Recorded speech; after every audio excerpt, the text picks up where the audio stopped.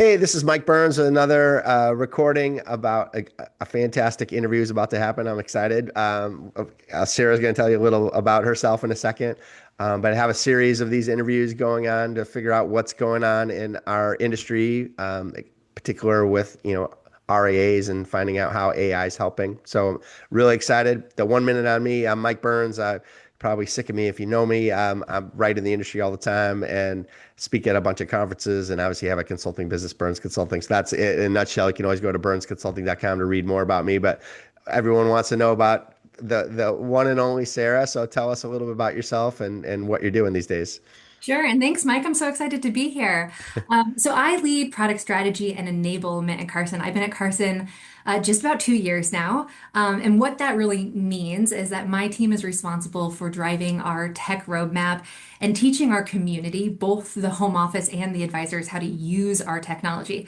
It's a super cool job, especially right now as everything is changing. And I mean, I think about that and I really mean everything. It's the way we build and it's how we build, it's what we build, it's all of it. hmm Fantastic. I mean, let's dive right in, unless you want to say anything else for a background. No, let's do it. Let's go. Okay. Yeah. We before we hit record, we were talking. We probably crossed paths a decade ago, so it's exciting to be reconnected and talk with you. But I think we want to start with the industry, like what you're seeing, how AI is impacting it, and probably all technology and how it's evolving, and get your take on what you're seeing. Yeah. I mean, it's such a big question, right? And I think I start by acknowledging the range of emotions. There's some very real excitement, and you can put me in that camp. But there's also some real anxiety about what this all means for the industry and advisors as individuals, right? It's certainly going to be transformative, but I genuinely believe that the greatest impact will not be replacing people, and it's going to be empowering them. And I think we're also going to see a little bit of a shift to go up market. So as we're bringing intelligence into everything we're doing, I think the industry is expecting that advisors' capacity expands. So Mhm. not only, right, are they serving more households, but they have the ability to serve more complex households. And at Carson, we're seeing this growth. We saw an 18% increase in households per advisor year over year. And we're seeing double-digit organic growth 2 years in a row now. And I'd love to say that it's largely due to the technology that's really allowing them to be more present with more clients. Great. Well, so it is a big concern out there that everyone's going to think they're going to be replaced by AI. You're at least in the beginning, I believe it'll be helping them be more efficient. Maybe someday it's going to replace people, but for now, like, how do you see that you're using these technologies so that you can add the 18%, I think is what you said for, Yeah, yeah. and 18%. maybe continuing compounding that year after year. Yeah, so I can talk a little bit about what we're doing at Carson, but on that too, I think it's really interesting, like just an observation when we're going to industry events and we're talking to people. I think you hear a lot of advisors are using AI. I know we were just talking about this Oh a yeah. little bit. We were kind of nodding along, right? Like advisors are using AI, and what that really means is totally different across offices. Sometimes my hunch is we say we're using AI, and it means we're using a note-taking assistant, which is super valuable, but it's also, just scratching the surface. So we're really thinking about how we take it so much further than that at Carson. We want those tools that are kind of great and available, but we also want to start building some really cool stuff. I get to sit here and say I inherited some really smart decisions that Omani Carson and the team made that allow me to say that we have a data powered tech strategy. And so we're really, really thoughtful about the data that we share. And it's been really important for us to own our data warehouse, which has allowed us and will continue to allow us to build really cool stuff. Yeah, and again, you're right. Before we get into what Carson's doing, that Yeah. 70% number makes me laugh because why is it not 100? Like, and I get like maybe some people are thinking that they need to hire some AI tool or something, but ChatGPT, all the different AI chatbots out there, like, why aren't they just leveraging it and asking it questions? Are 30% of advisors like terrified to use it, or are they just filling out that information wrong? Like, it really confuses me to some extent. But you're gonna 70% of advisors are using AI. Yeah, yeah, yeah, you're gonna. I mean, eventually, it's gonna be 100% because the technology that they have is gonna evolve. It's gonna have AI in it, right? Like, yeah. so even their current tech stack would make them be at 100%, is my guess. So, And I think you're right. I think there's probably people who are using it who maybe don't understand that they are using it, that AI Uh-huh. is behind the scenes empowering quite a bit of the stuff we're doing, even outside of the industry. But there's also probably some hesitation. We'll talk to vendors and they'll say, hey, we've got a firm over here that's kind of hoping we turn stuff off, and a firm over here that's pushing us even further. So Okay. that's kind of where we're at. Yeah. So they're are those the ones still doing paper trades like back in it's probably before your Maybe. time. Maybe. That might be true. Yeah. They can send them to us. Well, I don't know if you know that. Well, do you know off the top of your head how many assets under management Carson might have? Uh, I No, can I should know that right off the top of my head, but I'll pull it up and I'll I tell can you. do a follow up with you, but it's Yeah, Carson's gigantic, right? yeah, We're talking about to 60 billion. Yeah, someone that has a ton of resources behind, like you're not just you, but your whole team, and yeah. so It's I'm about excited. 60 billion. I was trying to get you the exact number off the top of my head, but it's right about there. Wait, I was talking, I cut you off. What was it? It's about 60 billion. Okay, great. Yeah. So I'm sure smaller RIAs are like on the edge of the seat and be, excited to hear what you're saying because you're an industry leader. Um, you know, take us, one thing and step at a time, or maybe start with your philosophy, what you're trying to do with AI. Yeah. Um, well, maybe I'll think about this. So like as we are thinking about the future, what we it's so interesting, right? So like I started with Carson about 2 years ago, and at the time we would have said we are master integrators. We're really looking across all the tech stack and we're saying, okay, how do we think about this and what's the right way to approach all this? But AI has sort of changed the equation a little bit in terms of how you approach this stuff.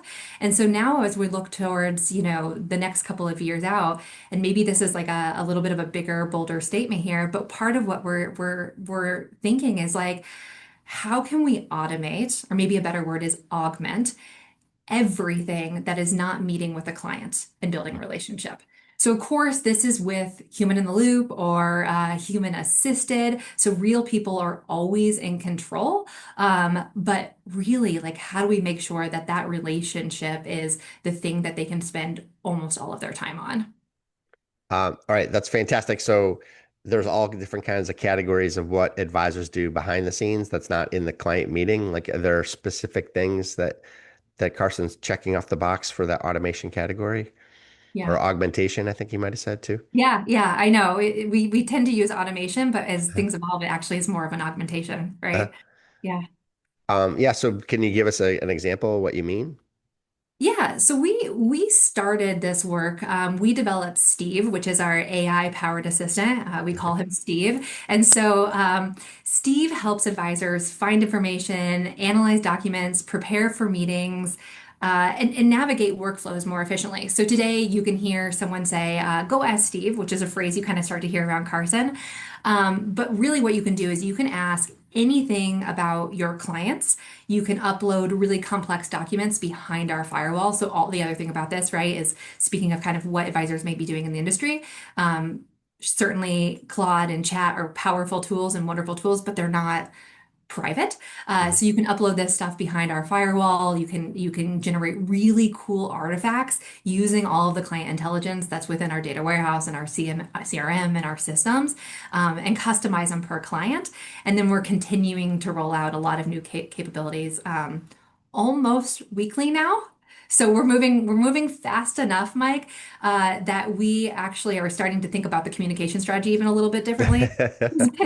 Right? There's been a few times where we're kind of quietly releasing stuff because it feels like it's too much to keep saying, and here's something new, and here's something new. Yeah. So we release it a little bit quietly and then know that there's going to be a number of folks who kind of stumble across a really new capability, and it's like a little Easter egg. And then we follow up communication. Nice. Congratulations. I'm moving so fast with so many things. You mentioned artifact. Like specifically, what does that mean? Yeah, so artifact could be anything like a Word doc, a PDF, a PowerPoint, or this is our favorite, like a HTML web page. So think of a visually rendered web page that's clickable and you can move around on it, Mhm. that uses all of the data and generates whatever visuals. It could be a pie chart, it could be just the formatting, but it's truly clickable like a standalone web page. So an advisor would talk to Steve, pull some data, and I'm have a prepping for really a cool visual meeting. for the meeting. Okay. Yep, I'm prepping for a meeting. I want to know all of this information. What are the RMDs? Give me the household information. performance, maybe life events, stuff like that, estate planning information, and pull it all into a really nice visual package. Nice. Yeah. All right. So you were on a roll. I didn't mean to drill down too much on the No, question, but no, yeah. it's a fun one. Okay. And so when you're releasing this information, are the advisors adopting right away, or are they kind of putting their toe in the water slowly, or are they diving right in the deep end of the pool? So for this one in particular, we decided we first did a little quiet release with a smaller group. We have an advisory council, which helps us kind of think through opportunities and prioritize stuff, and we bring things to them to co-build. So we brought it to the advisory council, and then we decided to do a pilot. And so we announced it on a community call, which is a monthly call with our entire advisor community, and gave them an opportunity to sign up for the pilot. We had immediately we felt we were going to do 30 spots on this and we ended up opening it up to 60 spots, but within 60 seconds the whole thing was full. So the adoption and the excitement is amazing. We're finding that we got to start thinking through too, like how do we do a more enablement and working with advisors so that they can think through how to get the most out of this stuff, because we're rolling out stuff, of course, that we believe is going to add a ton of value, but they're also thinking about how they use these kind of tools to do things they already do in their office and just make it more efficient. Is that advisory committee, is that just a generic one, or is that specific to what you're doing and your initiatives? It's an advisory committee that goes kind of across different domains, but technology is a big piece of what they help Right. us with. Yeah. Okay. Yeah. So the adoption was, with the 60 spots filling pretty fast, and then the rollout goes pretty well to the rest of the advisors.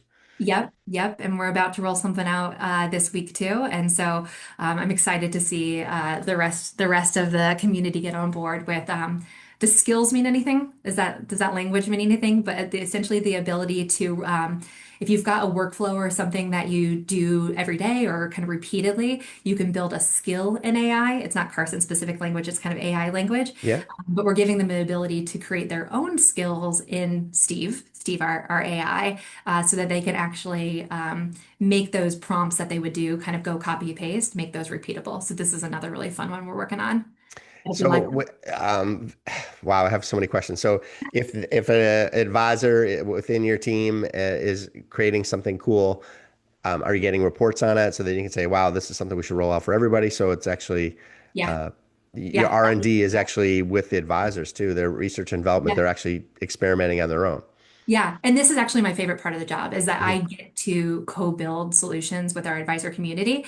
And part of it is looking at what they're doing, right? So we can see if they're asking for something that maybe opens up an opportunity to say, oh, we got to get this thing on our roadmap. So we're monitoring and looking at that, and it Yeah. helps us inform our next priority. But also to say, okay, what are they doing exactly to what you said that maybe this office is doing, but someone else might really benefit from, and how do we make this available and educate, because maybe it's not a technology thing, but it's an education thing, Mm.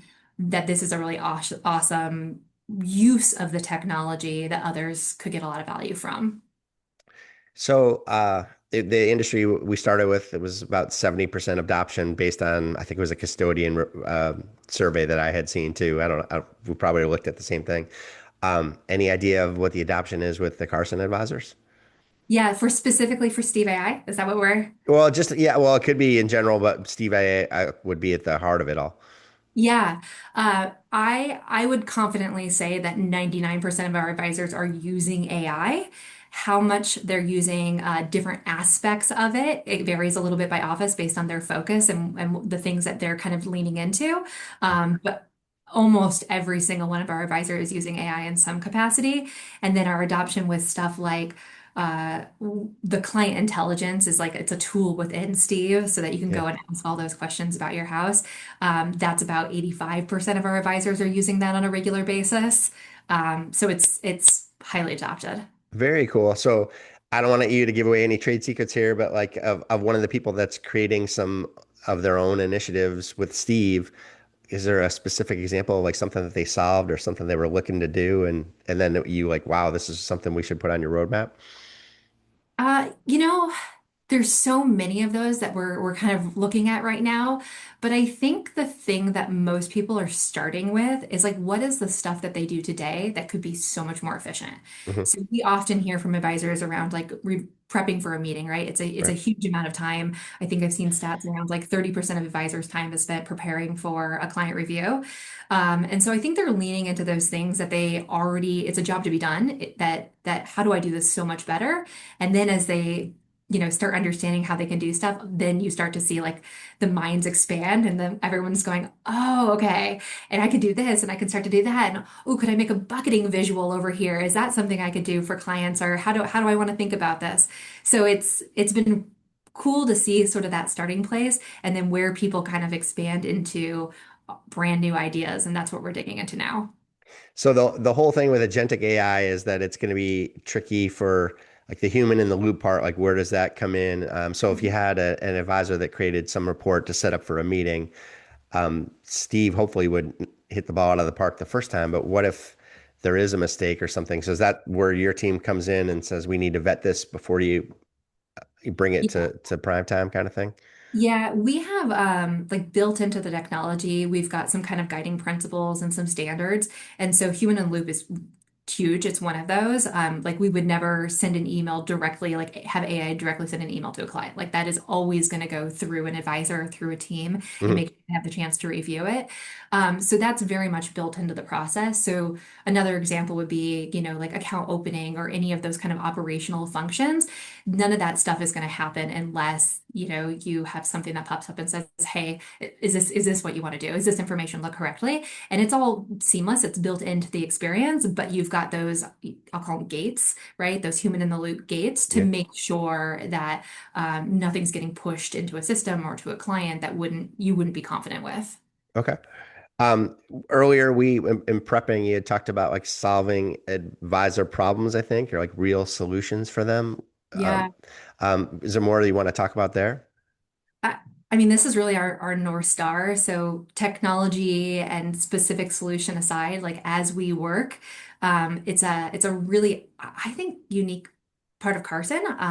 Maybe others would say they're doing something similar, but we really do co-build with our community. So I spend a lot of time on the phone and talking about, hey, what are you guys trying to work on? But also bringing them ideas, bringing them prototypes, working through things. And it's all tied back to this, like, how do we build a better experience and making our North Star this opportunity to make sure, like, I'm not an advisor. So I know that I need to sit down with our community, with our advisors, and make sure that that feedback is critical to the way that we're addressing their needs. Wow. How are you doing? Are you getting overwhelmed with, inundated with requests, or are you managing it all? Uh, No, I'm not getting overwhelmed. I mean, we get a lot of requests, but like it's the part that's energizing. Uh-huh. It's the part that's really fun because it sparks ideas, you get to ideate, and then you get to see real feedback in real time, and it's so Mhm. rewarding. So yeah, I did no, I don't feel inundated at all. I mean, it's definitely, something that we invest in, but it's exciting. Okay. Anything on the in the future? Looking forward to what you're going to be working on the next couple of years?